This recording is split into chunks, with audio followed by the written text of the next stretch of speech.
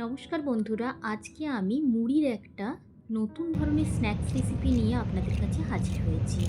মুড়ি দিয়েও খুব চটজলদি এই স্ন্যাক্সটা বানানো যায়। বাড়িতে যদি সেরকম কিছু নাও থাকে, মুড়ি থাকলেই হবে। মুড়ি থাকলেই এই রেসিপিটা খুব সহজেই বানিয়ে ফেলা যাবে এবং খুব কুড়মুড়ে এবং খুব টেস্টি খেতে হয়।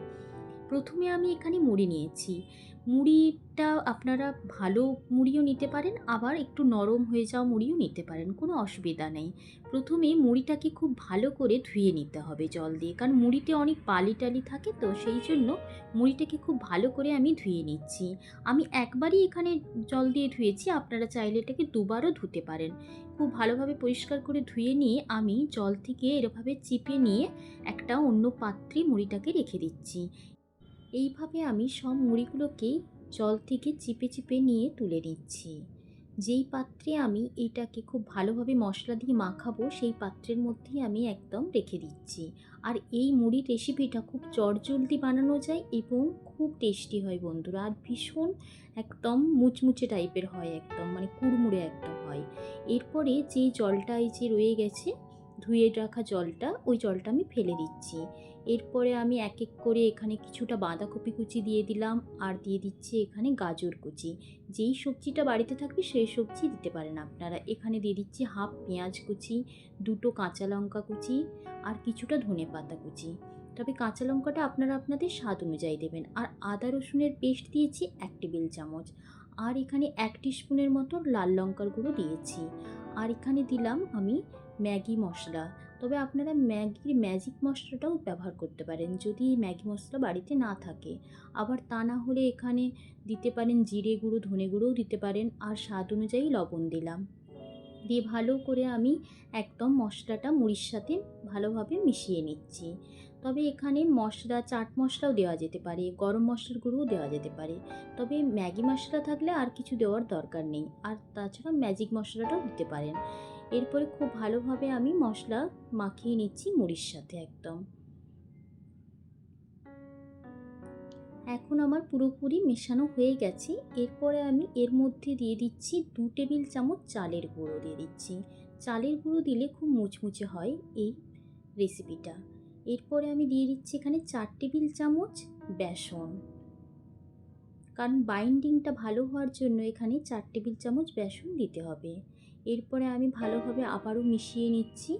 এরপরে মিশিয়ে নেওয়ার পর এরপরে অল্প অল্প জল দিয়ে আমি এটাকে মাখতে থাকবো, অনেকটা জল একবারে দিয়ে দেব না। এখন আমার খুব ভালোভাবে মেশানো হয়ে গেছে। এরপরে আমি এখানে অল্প অল্প করে জল মেশাতে থাকবো। যতক্ষণ দেখবেন যে মুড়িটা যদি ঝুরঝুরে হয়ে পড়ে যাচ্ছে, তাহলে জানবেন আরও একটু জল মেশাতে হবে। কারণ যতক্ষণ না খুব ভালোভাবে এটা বাইন্ডিংটা খুব ভালোভাবে হচ্ছে, ততক্ষণ পর্যন্ত আমরা এই জল মেশাতে থাকবো। তবে খুব বেশি পরিমাণ জল মেশাবো না। এই যে অল্প অল্প দেখতে পাচ্ছেন আমি হাতে করে করে দিয়ে দিয়ে, এভাবেই বুঝে যাবেন যে কতটা জল দিতে হবে। যখন দেখবেন যে একদম খুব ভালোভাবে গড়া যাচ্ছে, ততক্ষণ পর্যন্ত জল দিতে হবে। এখনও আমার মনে হচ্ছে যে আরও একটু জল দিতে হবে, সেই জন্য আরও একটু জল দিয়ে দিলাম, দিয়ে আবারও আমি একটু মেখে নিলাম। এরপরে আমি এক এক করে গড়ে নিচ্ছি।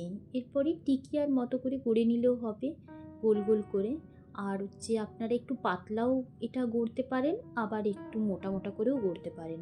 এখানে আমি একটু মোটা গড়েছি, তারপরে আবার পরের দিকে আমি একটু একটু করে পাতলা পাতলাও গড়েছি। এইভাবে গড়ে নিচ্ছি, আর ধারটা এইভাবে যাতে খুলে না যায় সেই জন্য এভাবে হাতের মধ্যে এভাবে গড়ে নিচ্ছি চেপে চেপে। দেখতে পাচ্ছেন আমার এটা অনেকটা গড়া হয়েই গেছে। এভাবে আমি সবগুলোই গড়ে নেব। এইটা একটু মোটা গড়েছি, পরেরটা আমি একটু পাতলা গড়ছি। এই শেপটা আপনারা আপনাদের পছন্দ অনুযায়ী দেবেন, কোনো সমস্যা নেই সেক্ষেত্রে। এইভাবে একটু ধারগুলো মুড়ে নেবেন, তবে এটা খুলে যাবে না মুড়িগুলো। এভাবে আমি করে নিলাম সবগুলো। এরপরে আমি রিফাইন তেলটা একটু ভালোভাবে গরম হয়ে যাবে, তারপরে মিডিয়াম ফ্লেমে কিন্তু একটা দিক আগে ভেজে নিতে হবে। মিডিয়াম ফ্লেমেই ভাজবেন, প্রথমে একটা দিক মিডিয়াম ফ্লেমে ভাজবেন, আবার এই যে উল্টে দিচ্ছি, উল্টো দিকটাও কিন্তু মিডিয়াম ফ্লেমেই ভাজতে হবে। ভাজার পর শেষের দিকে হাই ফ্লেমে একটুক্ষণ লাল করে ভেজে নিলে একদম মুচমুচে হবে। মিডিয়াম ফ্লেমেই 2 পিঠ আগে ভাজতে হবে, তারপরে কিন্তু হাই ফ্লেমে একটুক্ষণ রাখলেই দেখবেন লাল লাল হয়ে যাচ্ছে। এরপরে এগুলোকে তুলে নিতে হবে। এখন আমার এগুলো ভাজা হয়ে গেছে, লাল লাল হয়ে গেছে। এরপরে আমি তুলে নিচ্ছি এগুলোকে, ভালোভাবে তেল ঝরিয়ে নিচ্ছি। ঝরিয়ে নিয়ে একটা প্লেটের মধ্যে আমি তুলে নিচ্ছি। আবারও আমি একইভাবে অন্যান্যগুলো ভেজে নেব। মিডিয়াম ফ্লেমেই কিন্তু প্রথমে ভাজবো, তা না হলে ভেতরের অংশটা একটু কাঁচা রয়ে যাবে আর ওপরেরটা একদম পুড়ে পুড়ে যাবে। এখন আমার সবগুলোই ভাজা হয়ে গেছে। বন্ধুরা, রেসিপিটা যদি আপনাদের ভালো লেগে থাকে তাহলে কিন্তু লাইক কমেন্ট করতে ভুলবেন না, আর চ্যানেলটিকে সাবস্ক্রাইব করার অনুরোধ রইল।